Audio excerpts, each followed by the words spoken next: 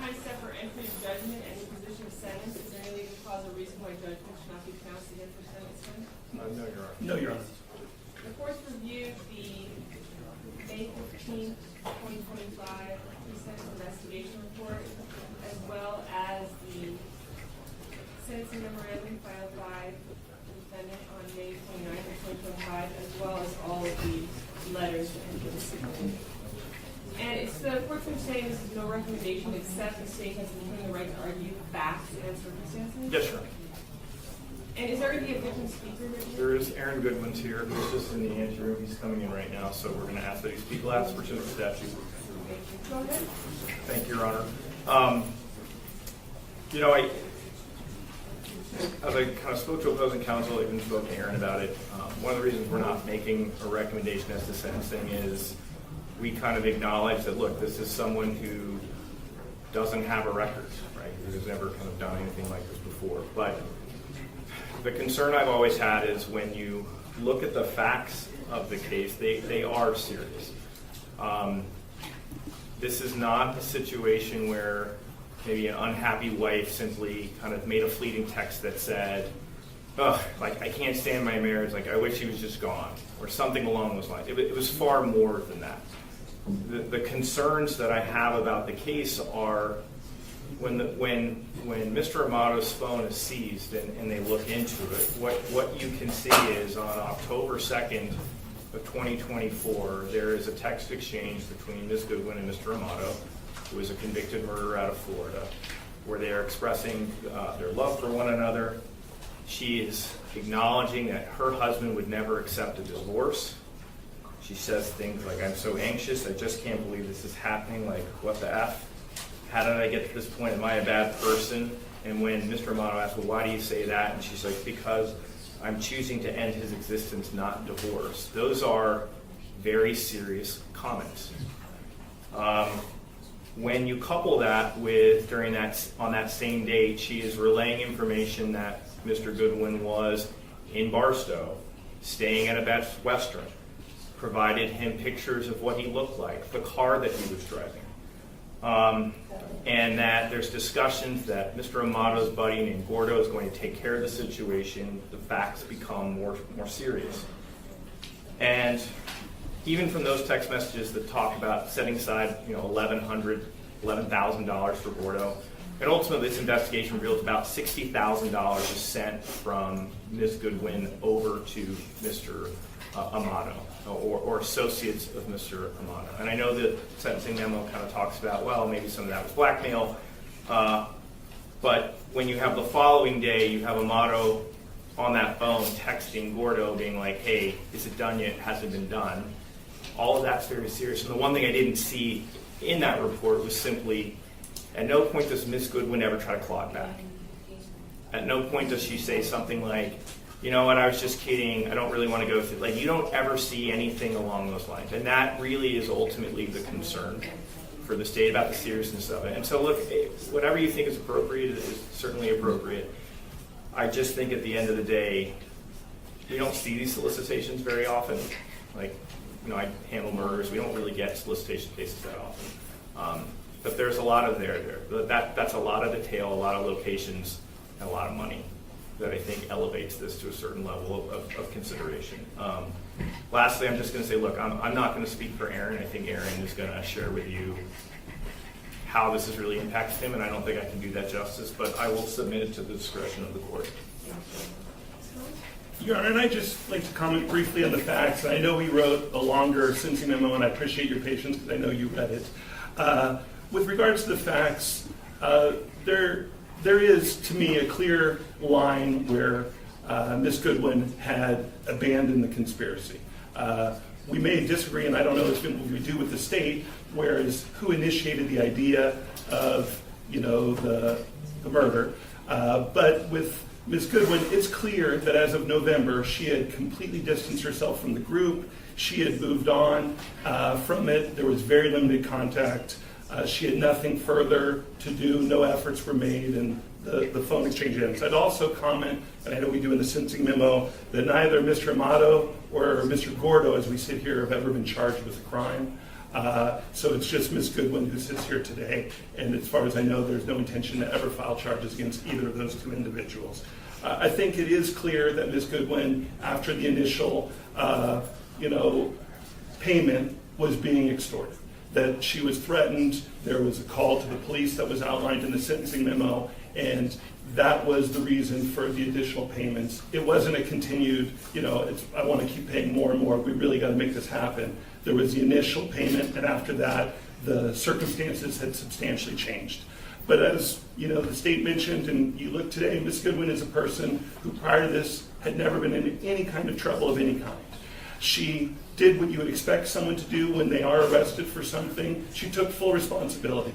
As I think we're 92 days from the day she was arrested to the day we're before Your Honor, which on a case like that, I would submit is very fast, and that's because Ms. Goodwin said, I don't want to make this any tougher for Mr. Goodwin. I want to take responsibility. I know what I did was wrong. Again, as we sit here, you can see the back row. That's Ms. Goodwin's family, some friends as well. She's got tremendous family support. They love her. They would have gladly, this was not an unreasonable bail that can never be posted. She recognized that there should be some punishment element to this as well. So she sat in custody for 92 days when the family would have gladly posted the bond to get her out of custody, but she wanted to come before the court and let everyone here know that she understands there are consequences for her action.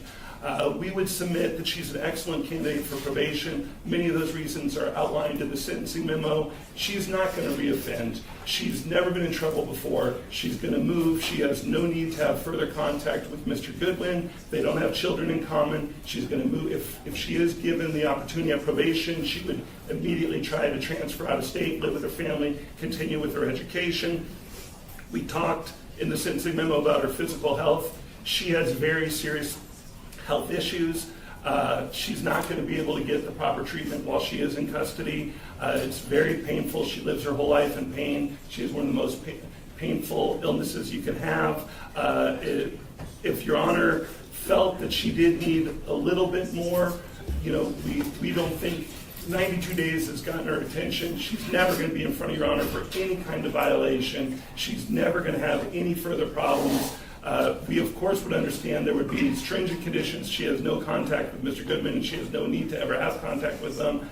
We would just ask the court to give her one opportunity at probation for someone who's lived the life that she's lived, has one terrible mistake, but that's the only mistake she's made, and that she immediately tried to take full responsibility for it. Before she was arrested, she had clearly abandoned any efforts to be part of that conspiracy, and we think she's worthy of probation, and I'd like to have her say a few words as well.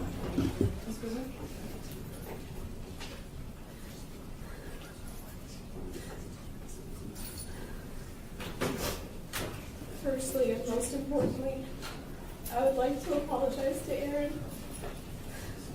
I'm so immensely sorry for the pain and anxiety I've caused you, and the betrayal you undoubtedly and rightfully feel by my actions. I need you to know that I will always hold love for you. I genuinely pray you find your joy and peace again, and I will bow out of your life forever to hopefully ease that process. I'm sorry I broke us, and I am consumed with regret every day. My absolute promise to you is that you will never see or hear from me. I intend to leave the state of Nevada, and you and anyone else will never be in danger of me ever again. Secondly, I'd like to apologize to my parents. My actions are not a reflection of how you raised me, with unwavering love and support, and I know I'm better than this. Next, I'd like to apologize to the court. I recognize and understand my stupidity, the terrible nature of my crime against Aaron, my regrettable choices, and monumental lapse in judgment. This is my rock bottom, and I'll never forgive myself. Prior to my arrest, I was taking steps toward mending my marriage and correcting my mistakes that led me here. Now, having spent 92 days in jail, I've had plenty of time to reflect on my foolishness, and I'm that much more committed to never getting in trouble again and doing better in every aspect of my life, especially with my mental health. I am truly ashamed, embarrassed, and disappointed with myself. and am deeply and sincerely remorseful for my actions. This is not a reflection of who I am, nor the person I want to be. Margaret, your victim? Yes, state will call Aaron Goodwin.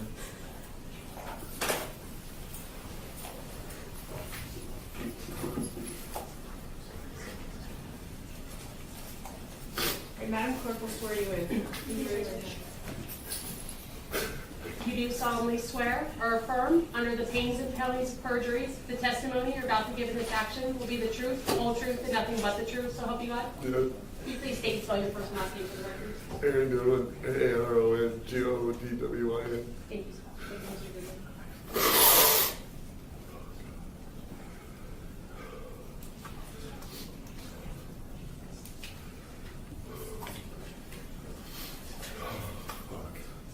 Sorry. Your Honor, for 7 years I thought I was in the most loving relationship and marriage with my best friend.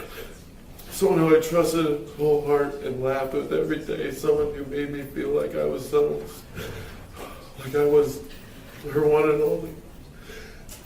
I was loyal to her and did whatever I could to make her happy. I thought we were something very special, and so did everyone else. After finding out she was cheating on me in September of last year with multiple men, including the man going by the name Vincent, who turned out to be Grant Amato, I gave her the option of divorce, where we could try to work it out, because I love her so much.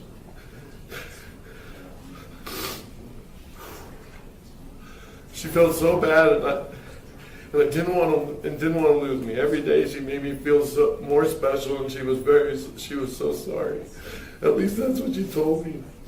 Now discovering she put a hit out to kill me more than once. Got blackmailed and spent almost all our savings to keep it quiet. And fell more in love with Amato. They even got spiritually married. And now I was called the first husband. They talked until she was arrested. And she sought his help to kill me. Sorry. This has led me to fear my life. I've hired armed security for weeks, not knowing it was over or not. Always looking over my shoulder and having to go through therapy and even trying to understand any of it. It's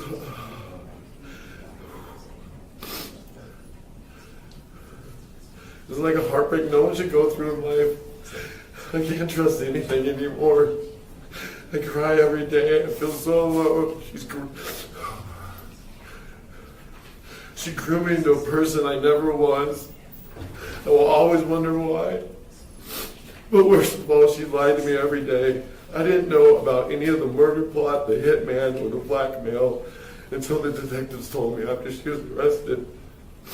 Now behind bars, she's trying to manipulate through lawyers and trying to silence me and not come here today. So I wouldn't be standing here. In Your Honor, this person over here, I don't know at all. Not one bit. The fact that this person did all this to me with no worry, no care, or love in her heart for me. I will never feel safe or be the same because of what she did. Especially when she gets out one day. She claims she's remorseful now that she's been caught. But there at no time before did she ever try to stop this from happening. She tried to have me killed. She gave my location to people. Truly believed we were trying. I truly believe with people she truly believed were going to harm me. She even asked for the updates on the murder. And this was all when I was just a loving husband, I thought. Whether she got minimum or maximum time, I still won't feel safe whenever she's released. I feel like this deserves prison time. I don't know. So just leave it in your hands, Your Honor. Thank you. Yeah.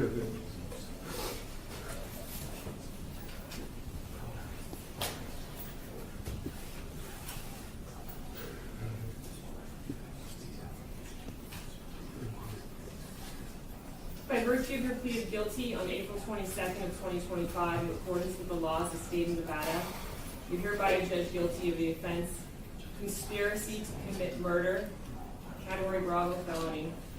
In addition to the $25 administrative assessment fee, $150 DNA testing fee to include testing for genetic markers, and $3 administrative assessment fee, the court does now sentence you to a minimum term of 36 months and a maximum term of 90 months in the Nevada Department of Corrections. What is the credit for time served? 92 days, Your Honor. 92 days credit for time served. Thank you. And all named counsel members. Have a great day. Thank you. Is anyone else ready?